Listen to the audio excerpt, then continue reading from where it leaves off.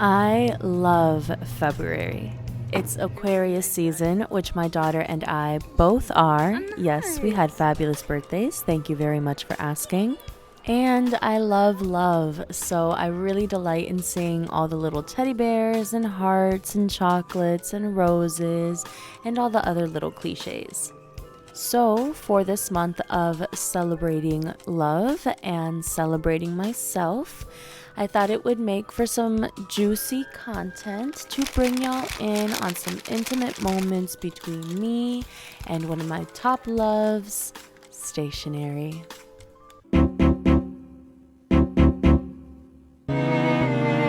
First things first, new month, new cover.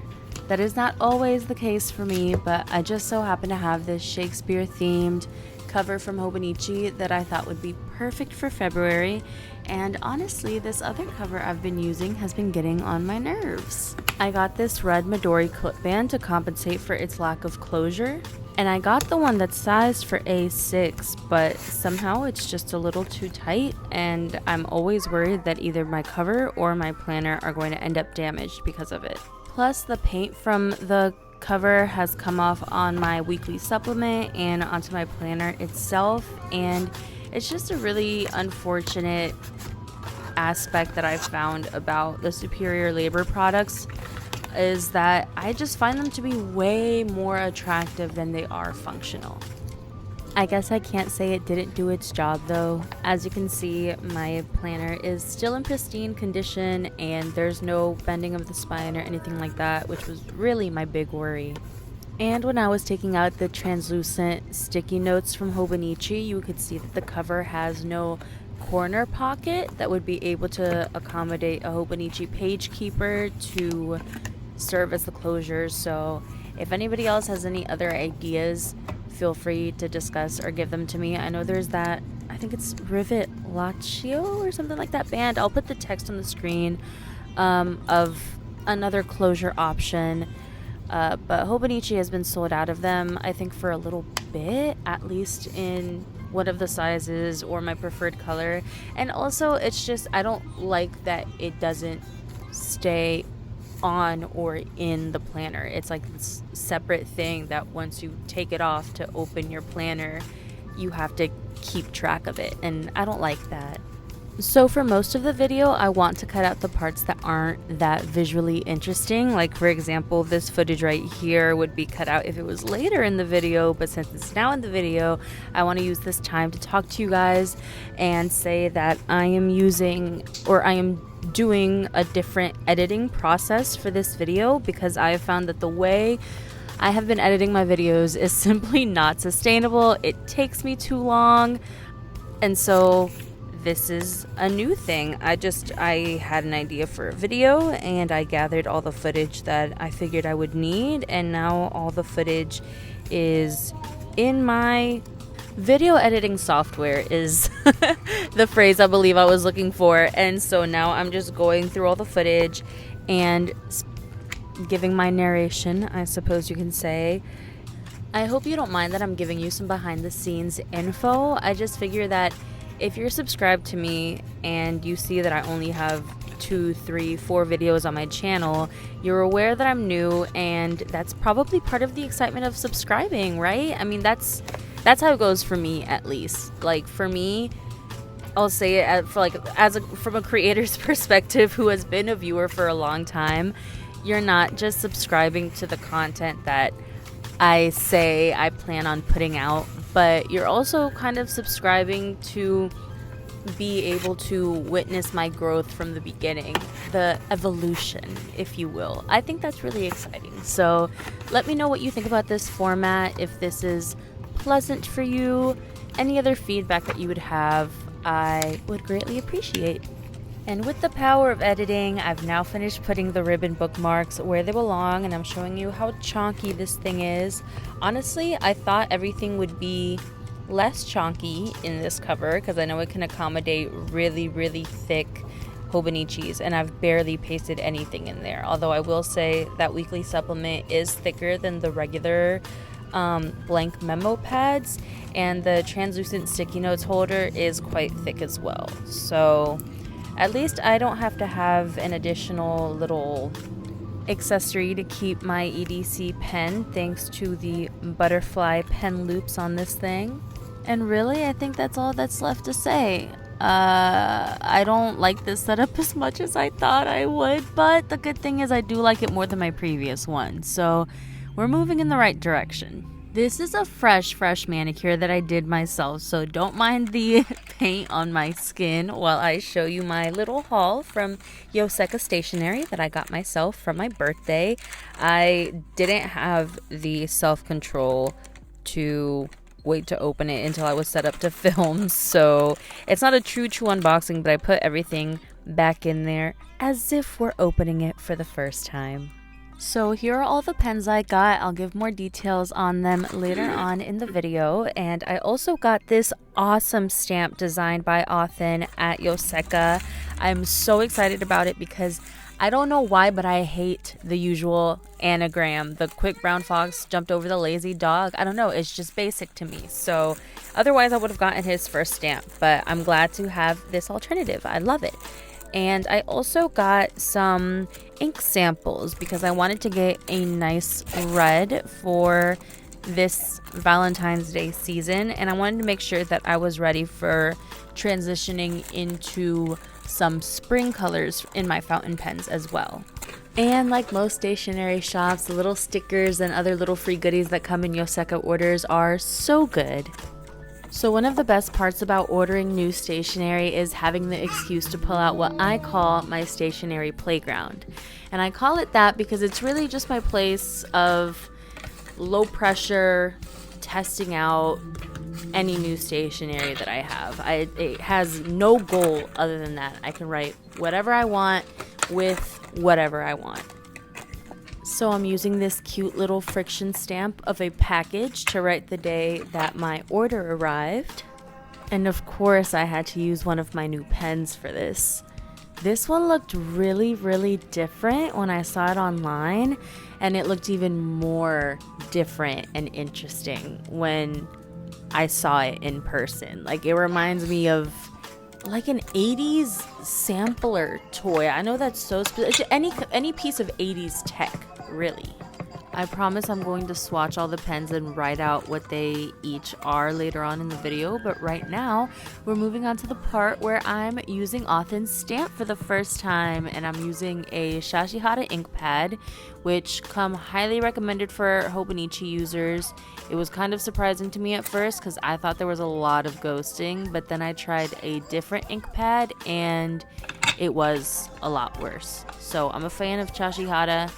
As you can see, the stamp turned out really well, which can be kind of hard to achieve on a first try, especially with a stamp this big. So I was very happy with this. Here we go again with the 80s tech looking pen. I have no idea if I have any reason to think that way. It's just kind of like a vibe that I get. And as promised, here I go swatching the pen. So as you can see, it's a Pentel ball pen B100, and it's a really interesting pen. It's not a ballpoint, I don't think. It's different from any ballpoint I've tried, and I did a Google search for this pen just to try to tell you guys more about it. And it's funny because some places have it listed as a ballpoint and other places have it as a roller ball, and Yoseka just says ball pen. So I don't know what that means, but it kind of feels more like a marker to me. Some more information about this pen is that even though it says 0.6 millimeter, the line that it makes feels really thick, which I have already found with other pens that the millimeter tip size of the pen is not really a good indicator for the line width of the line that it makes, which I don't know if that's due to different kinds of inks or whatever, but this 0.6 ball pen definitely feels a lot thicker than 0.7 ballpoints that I've tried.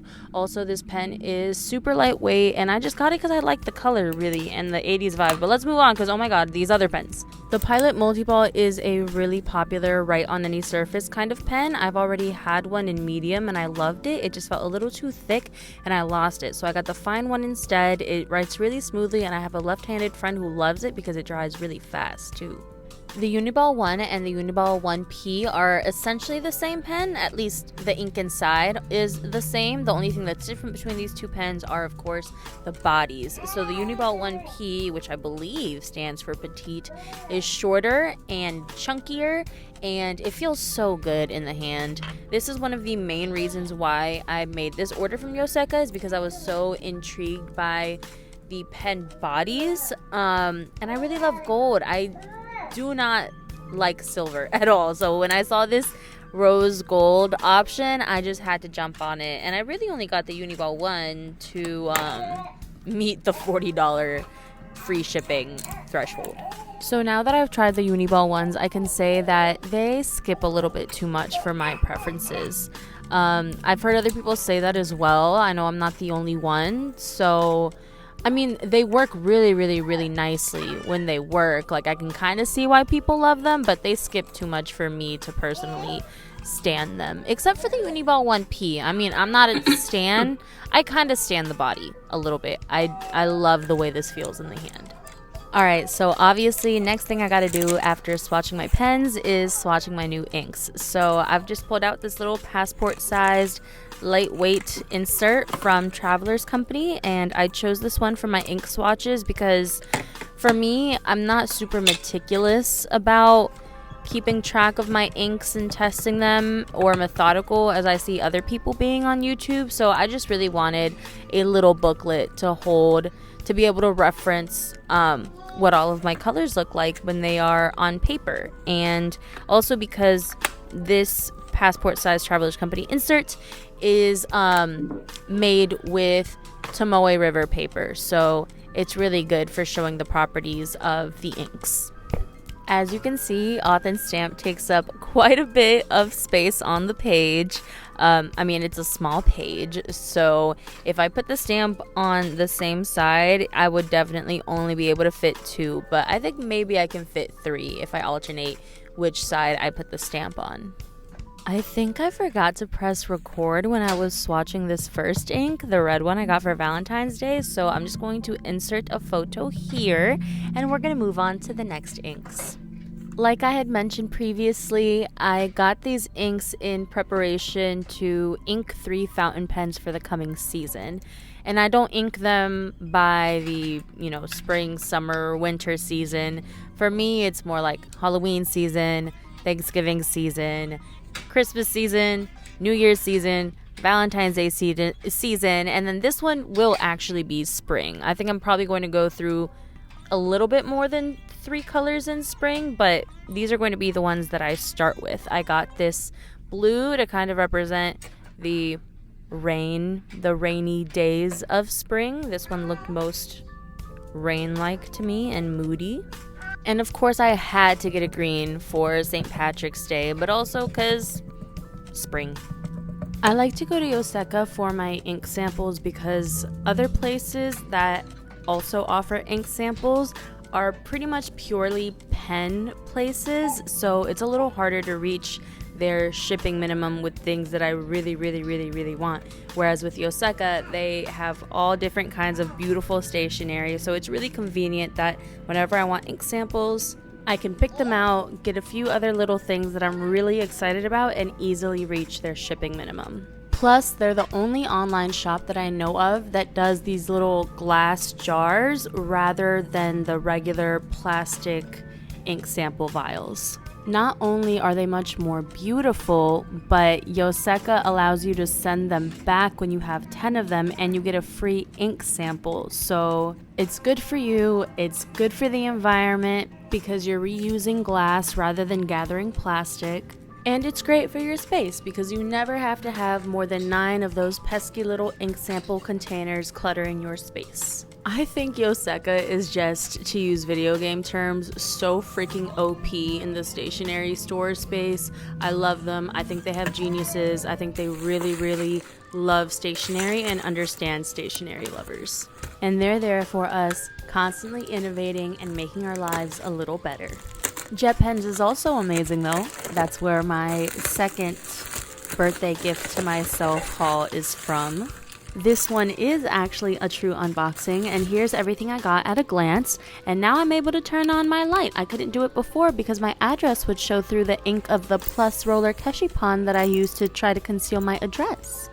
So looking at these book darts first, a lot of people recommend these in place of the Midori Chirado index clips. I guess a lot of people have gotten cut by them. That's never happened to me, and I love them, and I thought I would be loyal to them forever. But because I have so many books this year, and I want to make my journaling process as fast as possible, and due to pricing, I figured I would give these book darts a shot, especially because they come so highly recommended.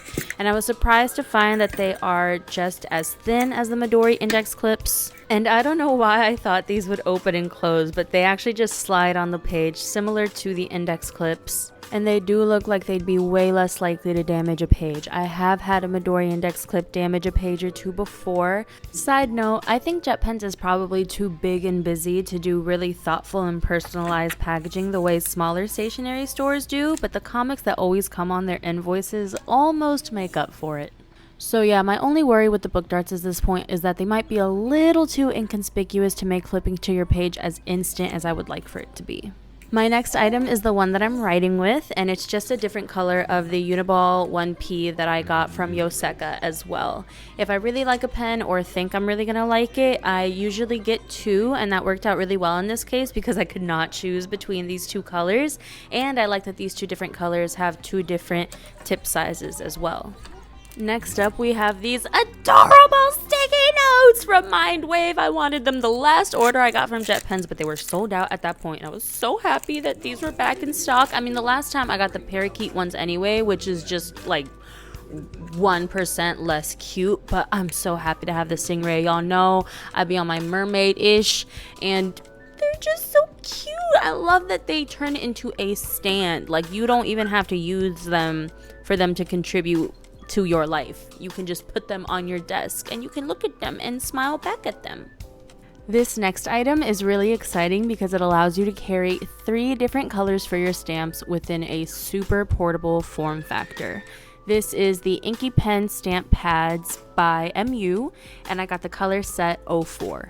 I remember being so excited when I discovered clear stamps because I had been loving my rubber stamps, but there was just no way to make them portable, right? Like, they're so thick. It's not worth it at all.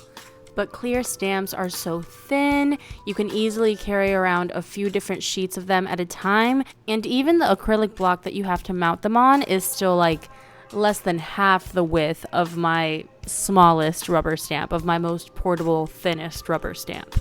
But as great as rubber stamps were, there was still the issue of the ink pads, right? Because they're still not that portable. They're not super bulky either, but especially if you want to have a few different colors to be able to choose from, that's kind of hard to do in a portable way.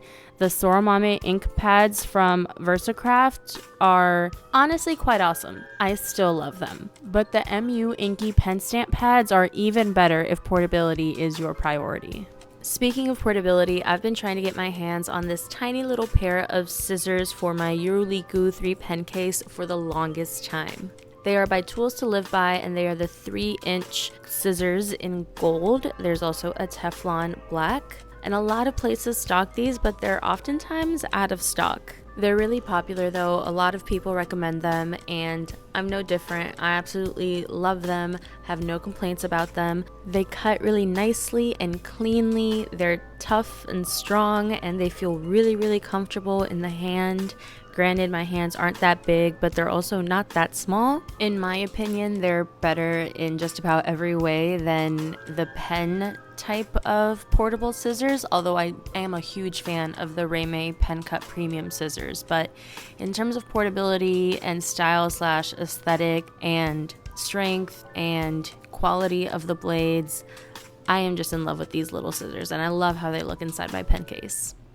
And that is all of the pre-birthday stationery, so now we're moving into post-birthday stationery. My birthday was February 16th, and the people in my life that love me know me and got me bits of stationery.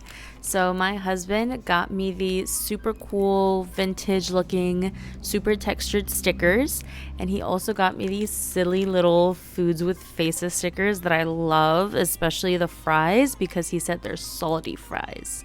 That's their face, and that's what they got on them.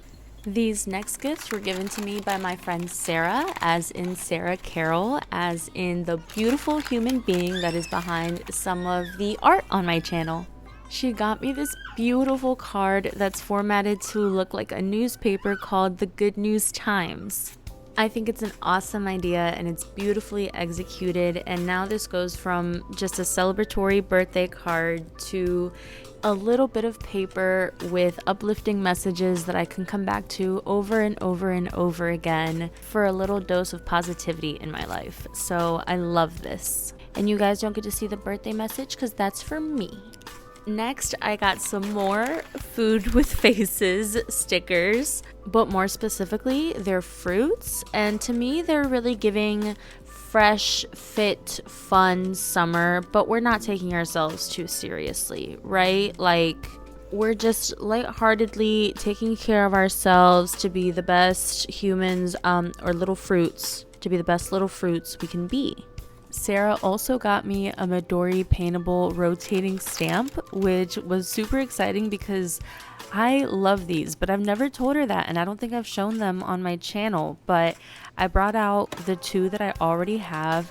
I also got the Midori paintable stamp storage case that Midori made for these, which on the stationery podcast, they were laughing about how useless this little case is, but I think it's so useful. Like, if you're traveling with this, I know I definitely would feel more comfortable with it in a case rather than just floating around in a big stationery pouch that I bring along. Plus, if you have a desk with a large surface area and you keep your stationery on it, these are really great to be able to stack and make them easy to store.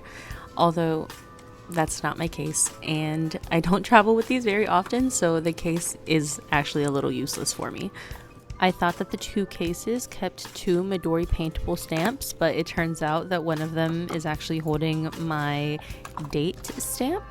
But I was correct in thinking that I have two Midori paintable stamps. It's just that the other one is not this same size, but rather a larger one with a larger design for the date. Thankfully for us, the instructions for this stamp come in English as well. Sometimes when you get Japanese stationery products, the instructions will only be in Japanese, and sometimes you can figure it out, but with this stamp, I think it would be quite hard to just figure it out all by yourself. And I know that I sometimes get nervous that I'm going to use something wrong, and I prefer to see someone else do it first. And I like to look at stationery videos for that reason, so in case anyone else would like to see how you put the ink pad in there, here you go.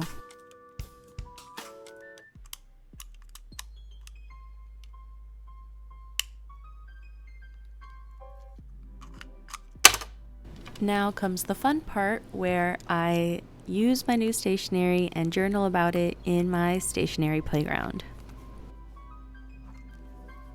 I'm starting off by comparing the two pinks that I'm using for this Valentine's palette because I really hate one and I really love another. So, you know, it just makes for a good thing to put in my stationery journal.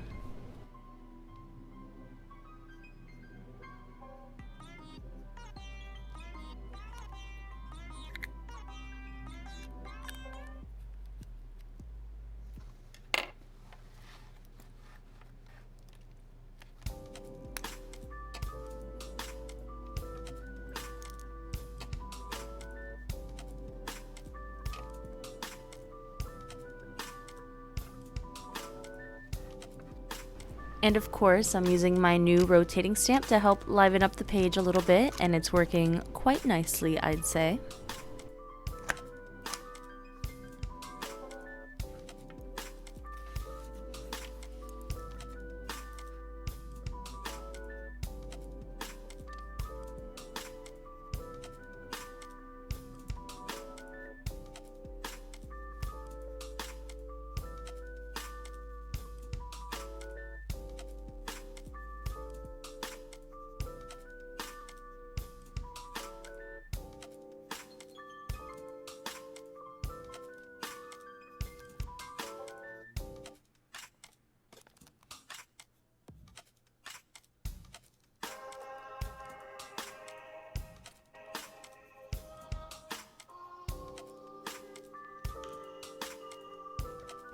Now I'm using the rotating stamp that I already had to add some decorations to mark my birthday.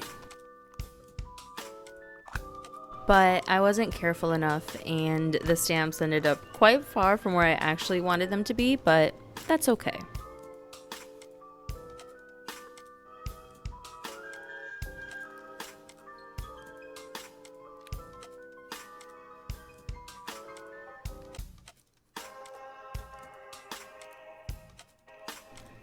I doodled a little pin marker so that I could document the noteworthy stationery store that I went to, but I don't really want to write down such specific information about my location on the internet, even though honestly it's not local to me. And I mean, it's quite a drive, but still, you get it, right? And now I'm just flipping through my pages to see where I could fill in some blanks. I noticed that I never wrote down the items that I ordered from Jet Pens, and the week in which I made that order is blank, so I just went ahead and wrote down my haul there.